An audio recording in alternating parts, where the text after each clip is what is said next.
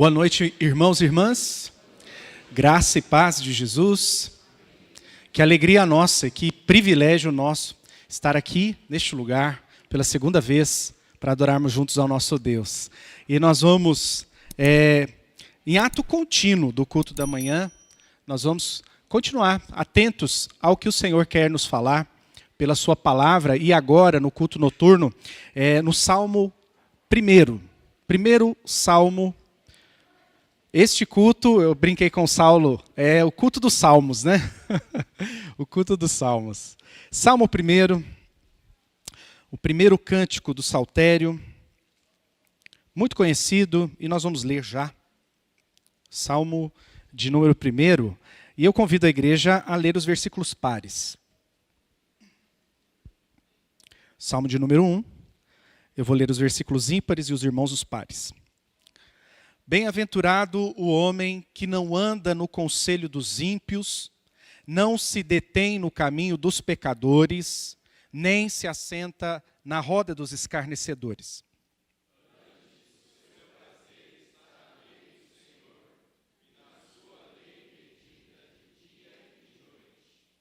Ele é como árvore plantada junto à corrente de águas, que no devido tempo dá o seu fruto, e cuja folhagem não murcha, e tudo quanto ele faz será bem-sucedido.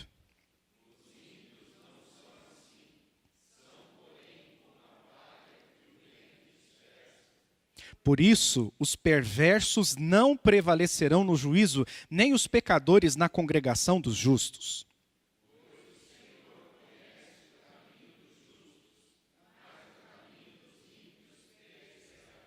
Vamos orar mais uma vez? Senhor nosso Deus, estamos aqui diante da Tua santa palavra e o nosso desejo, Senhor, é que ouçamos a Tua voz. Fale conosco, que o Teu Espírito nos ilumine agora, para que ao ler a palavra, essa palavra também nos leia e encontre o lugar correto nos nossos corações para aquilo que ela precisa ser aplicada. Nós te pedimos isso em nome de Jesus. Amém. Queridos, hoje pela manhã nós refletimos sobre a quantidade de cristãos no Brasil e a pouca expressividade da cultura do reino de Deus na sociedade brasileira. A gente fez uma conta simplista mesmo, que com 50 milhões de brasileiros, se cada um evangelizar 3 pessoas, o país está convertido. Mas infelizmente essa conta não fecha. Não fecha e nós chegamos à seguinte conclusão, que infelizmente aqueles que foram chamados por Deus para ser luz no mundo e sal na terra, esse sal tornou-se insípido. Muitos, boa parte desse grupo de cristãos evangélicos, infelizmente, se formataram, se conformaram ao mundo. E aí, diante desse fato, nós ouvimos exortações do apóstolo Paulo, lá em Romanos capítulo 12, do versículo 1 até o 21, exortações do tipo: apresente a sua vida a Deus, o seu corpo como sacrifício vivo, santo e agradável. Transforme a sua mente, não se conforme com este mundo, mas transforme a mente para experimentar a boa vontade de Deus, que é a mente de Cristo em nós. E dessa forma, sirva a Deus no corpo de Cristo com o dom que Ele te deu e também viva no mundo a partir dos valores que a palavra nos ensina, como abençoar os que nos amaldiçoam, como dar atenção àqueles que sofrem, enfim. E aí, se você quiser saber mais detalhes, é só assistir o culto da manhã. Mas eu quero seguir no mesmo sentido com os irmãos agora também no Salmo 1º. Este salmo que nós acabamos de ler, o uso dele, o contexto que ele era usado, um dos contextos que ele foi usado, foi no momento pós-exílico, quando o povo de Deus, o povo judeu, retornou para Jerusalém, num desses retornos que aconteceu em etapas. Este salmo era usado de forma catequética, ou ele era usado para instruir as pessoas, especialmente os jovens, porque a nação naquele momento estava caótica. Não havia rei, não havia soberania política. O templo de Salomão, aquele templo glorioso, tinha sido destruído e agora reconstruído um outro, bem simplinho, sabe? Não tinha mais aquela glória, como era a glória lá daquele primeiro templo. E eles necessitavam da reafirmação da identidade espiritual do povo de Deus. Filhos de Abraão, detentores de uma promessa de que dali viria o Redentor.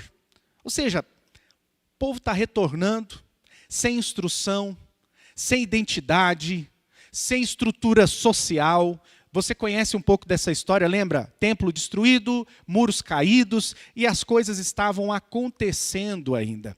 E este salmo era usado para a formação dessa geração que seria a que consolidaria o povo judeu de novo, para ser a nação que receberia o Messias. Eles estavam também, devido a não ter essa autonomia política, sob domínio e influência ímpia. Práticas injustas e até escárnio da fé, os que zombavam da fé. E aí, imagine você vivendo numa cultura dessa, uma cultura de uma sociedade caótica, direitos não existiam, a fé também ainda tentando ali juntar os cacos da identidade da fé abraâmica, e a tentação, imagine a tentação daqueles jovens judeus de serem influenciados por aquela sociedade caótica e simplesmente não seguirem pelo caminho do Senhor. E é nesse contexto, então, que a lei do Senhor é buscada com o fim de ocupar o centro da vida do povo. A pergunta que pairava, então, nesse momento era: como viver fielmente a Deus em meio a uma sociedade espiritualmente confusa e moralmente corrompida? Olha que pergunta interessante para nós agora. Como viver de forma fiel numa sociedade espiritualmente confusa, que se crê em tantas coisas, e até mesmo quando se fala de Deus e Jesus, nem sempre estamos falando da mesma coisa, não é? E moralmente corrompida. Ótima pergunta para nós agora. E o Salmo 1 vem trazendo essa resposta. Era a resposta daquele momento e é também a resposta de agora. Viver firmado na palavra. Basicamente, o primeiro salmo não inicia com uma declaração de louvor. Nós não temos aqui, a primeira palavra desse salmo não é aleluia, não é bendito seja o Senhor, não. A primeira expressão deste salmo é bem-aventurado o homem. Que homem é esse? Vamos ler de novo o versículo 1, se você puder. Olha aí na sua Bíblia. Vamos ler juntos? Bem-aventurado o homem que não anda no conselho dos ímpios, nem se detém no caminho dos pecadores, nem se assenta na roda dos escarnecedores. Começa dizendo que feliz. Talvez a tradução que você esteja utilizando diga feliz, né? Muito feliz. Não é um feliz só, mas é muito feliz. Muito feliz quando? As bem-aventuranças, quando esse termo bem-aventurado aparece, refere-se a uma felicidade, a um contentamento presente, já para o agora. É algo prático, é algo que, se o homem seguir por esse caminho, ele já será feliz agora, mas sobretudo eternamente. Então as bem-aventuranças têm uma aplicação prática para o agora e para o eterno. E diz que bem-aventurado quem é? Primeiro, o homem que não faz algumas coisas aqui. E ele diz para nós: não anda no conselho dos ímpios. O que seria andar no conselho dos ímpios? Talvez aceitar a lógica deste mundo. Aceitar o que todos aceitam, como nós conversamos na parte da manhã. Lembra a ideia do triângulo, né? A sociedade que encontra na economia segurança, na política esperança e na psicologia identidade. Ou seja, buscar a mesma coisa, ser igual. Então aquele que anda no conselho dos ímpios é aquele que assimila a lógica contemporânea. Não se detém no caminho dos pecadores. Ou seja, deter-se. Agora parece que está havendo um processo gradual de afastamento de Deus. Porque a princípio andava como um flerte, andou no conselho do ímpio. Parece que é uma coisa que surge, que pega ali agora. Porém, a expressão seguinte diz que se detém, aí ele se pega, preso ali, que seria como normalizar o pecado, naturalizar a conduta delituosa. E por fim diz, nem se assenta na roda dos escarnecedores. Agora parece que é o ápice. Porque a ideia de assentar-se é fazer-se igual. É comunhão. É comer junto. É partilhar tudo. Então, veja que isso daqui é um progresso para o mal, né? É o progresso para o mal, que é andar num conselho que não deveria ser ouvido. Aceitar aquilo que não deveria ser aceito.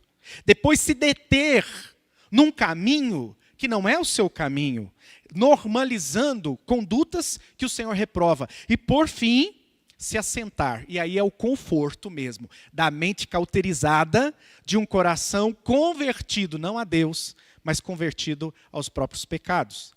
Mas veja, nós estamos falando do homem bem-aventurado, e ele não faz isso. Pelo contrário, o que esse homem faz? Diz o texto sagrado, que antes, versículo 2, o seu prazer está na lei do Senhor, e nela medita de dia e de noite. Ou seja, o homem justo, apresentado aqui nesse salmo, ele compreende o perigo que existe na influência do mundo. Afinal de contas, há uma máxima psicológica, que eu acho que faz muito sentido, que o ambiente molda o comportamento. Então ele entende o perigo desse ambiente. Ele entende o perigo daquele contexto. E ele não se atém àquilo. Pelo contrário, ele intencionalmente evita as pequenas concessões. Porque veja, a coisa começa pequena. Parece que é um buraquinho na roupa, não é? É uma concessão pequena que você diz, eu não vou falar nada. Tudo bem, é só dessa vez. E aí você assimila o conselho do ímpio. Dali a pouco se detém e por fim se assenta. Este homem não faz isso. Pelo contrário. Pelo contrário. O prazer deste homem, aí já um envolvimento afetuoso, né? Há um afeto. O seu prazer está na lei do Senhor. E aqui, veja, lembre-se, esse salmo era um salmo usado para catequizar, para ensinar, é o catecúmeno dos jovens judeus que estão vindo para reconstruir a nação. E eles começam logo dizendo, querem ser felizes? Pois bem, evitem isso. E ao contrário disso, busquem a palavra de Deus, amem a palavra de Deus e meditem nela de dia e de noite. Veja que não é só ler, não é algo apenas de caráter informativo, mas é ruminar. Sabe, a vaquinha, ela come e passa por um estômago, depois pelo outro estômago, e ela mastiga para poder digerir e absorver todos os nutrientes. E daí, os nossos irmãos orientais teriam muito mais a nos ensinar, porque eles têm uma prática muito interessante que é orar a Bíblia. Já ouviram falar disso? Orar a Bíblia. Não só ler, mas orar, utilizando, e daí mata um problemão que muitos de nós pode ter. Eu vou orar 1 hora, 2 horas, mas eu não tenho assunto assim com Deus. Eu não tenho tanto assunto assim. Rapidinho eu já falo e o negócio está resolvido. Pois é, nós precisamos da palavra para orar. Porque afinal de contas, sem a baliza da palavra, o que é que nós estamos orando, né? O que nós vamos falar com Deus? Nós não temos o mesmo assunto com Deus se nós não tivermos a palavra dele. É a partir da palavra dele que nós conversamos. Então, os orientais utilizam a Bíblia e oram a Bíblia. Eles conversam, olha, Senhor, bem-aventurado é o homem que teme ao Senhor. Senhor, me faz um homem bem-aventurado. Senhor, plante esse temor no meu coração. Senhor, faz com que a minha casa, a minha esposa, meus filhos sejam abençoados no Senhor.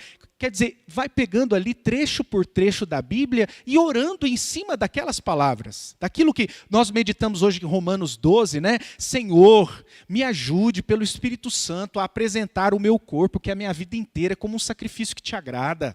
Como algo que o Senhor tenha prazer. E eu percebo, Senhor, que nisso na minha vida, o prazer do Senhor não está. O Senhor não se agrada. Então, Deus, venha me purificar. A partir da palavra, você tem conteúdo para conversar com Deus. E este homem aqui, feliz, ele medita na palavra de Deus, ele rumina a palavra de Deus de dia e de noite. É uma companhia inseparável. Qual o resultado? Agora vamos para os resultados práticos. Afinal de contas, o povo judeu aqui não está numa época boa, as coisas estão difíceis e eles querem um momento melhor, que a história melhore, né? Que o futuro seja melhor. E aí o texto diz que o resultado deste homem que se aparta do mal e busca a palavra de Deus, diz que ele é como árvore plantada junto à corrente de águas, que no devido tempo dá seu fruto, e cuja folhagem não murcha, e tudo quanto ele faz será bem-sucedido. Que vida enriquecida é essa? Que homem abençoado é esse? Olha só como que o poder de Deus sustenta esse sujeito. Porque diz que ele é como árvore plantada junto à corrente de águas. Para começar, ele não se planta, não é algo que ele foi e fez. Deus o planta, Deus o coloca. Aquele em quem ele tem prazer e se submete, o planta perto de corrente de águas. Ou seja, sempre verde, sempre suprido, refrigerado, sustentado. Que no tempo certo, ou seja, maduro, ele dá o seu fruto. É uma pessoa abençoada e que dá frutos, ou seja, ele é fonte de bênçãos.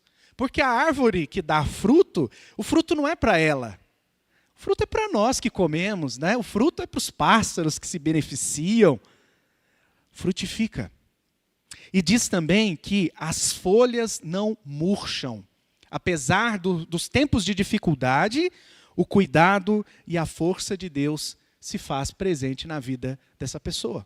E aqui nós temos uma imagem que não é inédita. Nós encontramos essa imagem em Jeremias, nós encontramos depois essa imagem no Novo Testamento, da ideia de que o Senhor é fonte de água. O Senhor é aquele que satisfaz, que sustenta, aquele que busca o Senhor, aquele que tem prazer na sua palavra, que medita nela de dia e de noite, esse está plantado no Senhor. E é dele que vem o poder. Algumas coisas para a gente refletir e praticar. Algumas coisas, preste atenção.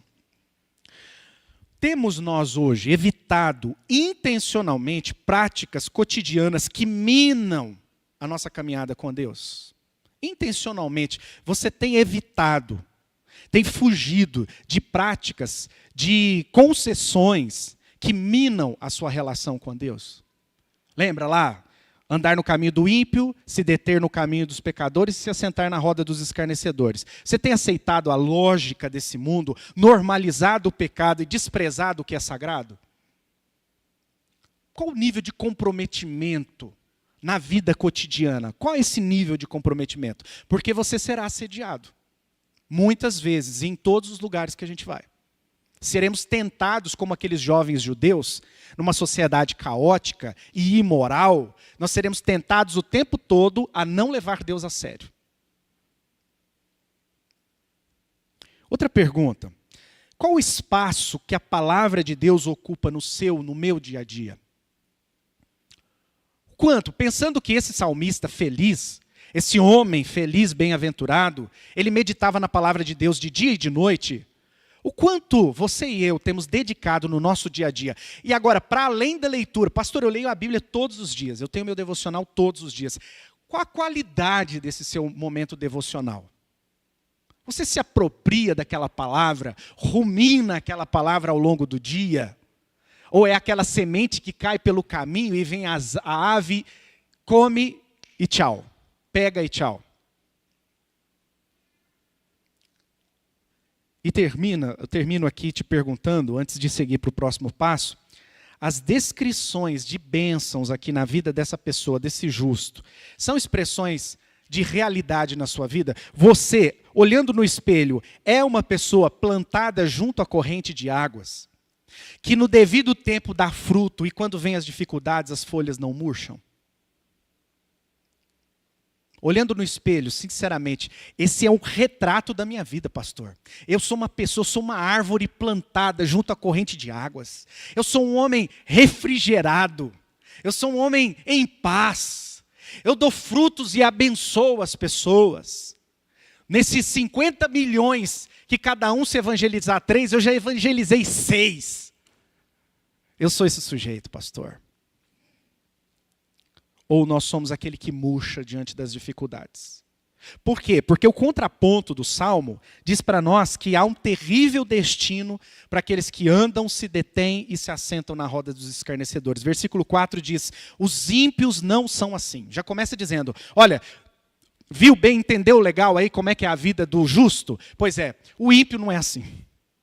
É diferente. Como é, então, o ímpio? São, porém, como a palha. Olha que diferença. A árvore e o outro é palha. Palha que o vento dispersa. Ou seja, não tem firmeza. Não tem lugar de descanso. Nada. É uma vida sem eira nem beira. Por isso os perversos não prevalecerão no juízo, nem os pecadores na congregação dos justos. Olha só, o ímpio não tem raiz. O ímpio não bebe da fonte de água. O ímpio não tem sustento. O ímpio não gera frutos, ele não abençoa ninguém. Ele é palha que dispersa. Ora ele quer uma coisa, ora quer outra. Ora está de um jeito, ora está do outro. É uma pessoa incapaz de cumprir a sua palavra, de honrar as suas alianças, de firmar, de construir, de edificar o seu lar conforme a vontade de Deus. Ele tem dificuldade de construir uma carreira que glorifique a Deus, porque não dá, é impossível, é incompatível. E pior, para além de uma vida infeliz, o que o aguarda? Juízo, porque ele jamais prevalecerá na congregação do justo. A conclusão do salmista, então, no versículo 6 é: pois o Senhor conhece o caminho dos justos. Ele sabe quem é justo. E esse conhecer é mais do que saber. A palavra conhece, na Escritura, por exemplo, lá em Mateus, quando diz, José não conheceu Maria até que ela tivesse dado luz a Jesus. Claro que esse conhecer não é, prazer, eu sou José. Não é? Conhecer é intimidade, é relacionamento, é viver de fato como marido, homem, provedor, cuidador. Deus é aquele que intimamente se relaciona com o seu povo, que tem amizade, que tem amor, que tem compromisso, que tem cuidado, que guarda, que zela, que acompanha. O justo Deus conhece, Deus cuida, Deus zela, Deus ama. Mas o caminho dos ímpios perecerá.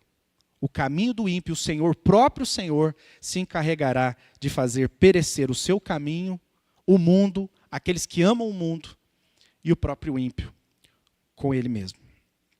Nossa conclusão é a seguinte: para ser um servo de Deus bem-aventurado, há um convite nesse salmo. Aparte-se do mal.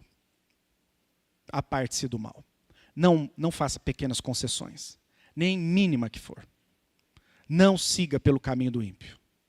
Não dê ouvidos a conselhos. Não pare pelo caminho, tampouco se assente. Não siga esse caminho de destruição, de um abismo que chama outro abismo, de algo que vai te enlaçando, te enredando. Não faça isso.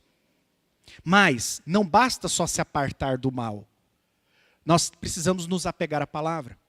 Nos encher da palavra de Deus, que tem o poder não só para criar, para gerar a vida, como para regenerar quem nós somos. Ela nos gera novamente, conforme a imagem de Cristo Jesus. Mas viva agora como um justo e diante de Deus, alimentado e suprido, frutifique para a glória dele. Seja bênção, seja abençoado e abençoe para a glória de Deus. E usufrua da paz de saber que Deus te conhece. E te conhecer não é saber seu nome, é porque Ele caminha com você, cuida, zela, provê todas as coisas. Se você é um justo, louvado seja Deus. Na verdade, esse salmo ele é muito interessante, porque ele coloca o justo, que é esse homem que se aparta do mal e ama a palavra de Deus, e o ímpio, que é aquele que zomba e despreza da palavra de Deus. Em certa medida, todos nós somos ímpios. Todos nós. Porque não há justiça em nós. Nós estamos aqui num texto do Antigo Testamento. E a palavra de Deus que se revela progressivamente, lá na frente vai ficar muito claro para nós que não há um justo sequer. Ninguém é tão justo que possa dizer, eu sou o justo desse texto. Mas louvado seja Jesus, que imputa a nós a sua justiça. Que nos cobre com o seu sangue. De forma que Deus, quando nos vê, antes de nos ver, vê aquele que é a propiciação pelos nossos pecados, que é Jesus. Agora, se olhando para esse texto, você se encontra como o injusto ou o ímpio, Hoje é o dia da sua bênção. Hoje não é o seu dia de sorte, é o seu dia de bênção. Porque o Senhor Jesus veio para justificar, para desfazer as obras do maligno, para cravou ali no madeiro aquele escrito de dívida que pesava contra nós, com um grandiosíssimo pago, e Ele quer alcançar seu coração, perdoar os seus pecados. O texto que foi lido logo no início, confessei-te o meu pecado, e a minha iniquidade não mais ocultei. Faça isso, porque aquele que confessa e deixa, alcança misericórdia. Faça isso hoje, renove a sua caminhada com Jesus. Talvez, olha pastor, eu sou crente há tanto tempo. Quem disse que ser crente há tanto tempo nos garante essa intimidade, essa alegria que o salmista aqui está narrando para nós? Membresia de igreja não nos garante isso. O que nos garante é caminharmos com o Senhor, com a sua palavra, nos submetendo a Ele todos os dias e sabendo que não venceremos se não for pela justiça de Cristo e pela misericórdia dEle. Fale com o Senhor hoje: Deus, eu quero me entregar ao Senhor, eu quero me ofertar ao Senhor. Nós cantamos uma música hoje pela manhã, que o refrão foi a ênfase, porque o texto disse para nos entregarmos como sacrifício vivo ao Senhor. E aí o refrão disse: meus dons e talentos são para o Senhor, eu quero. Mas eu quero cantar novamente essa canção com os irmãos. E as duas primeiras estrofes é o que me chama mais atenção agora acerca do Salmo 1. Porque diz assim: a tua palavra escondi, guardada no meu coração. Nos faz lembrar outro salmo também que diz: como pode, né, o jovem guardar puro o seu caminho? Guardando a palavra. Para eu não pecar contra ti, Senhor, a tua palavra escondi. Minhas vestes no sangue lavei, e das tuas águas bebi, para ser uma oferta agradável a ti. Minha vida a ti consagrei. Bem-aventurado o homem que lê, que medita, que se submete à palavra de Deus. Ele é como árvore plantada junto à fonte de águas, que no devido tempo dá o seu fruto, e as suas folhas não murcham em nenhum momento. Se esse é o seu desejo, então se oferte a Deus nesta hora, e a partir de hoje, faça da palavra do Senhor o seu descanso.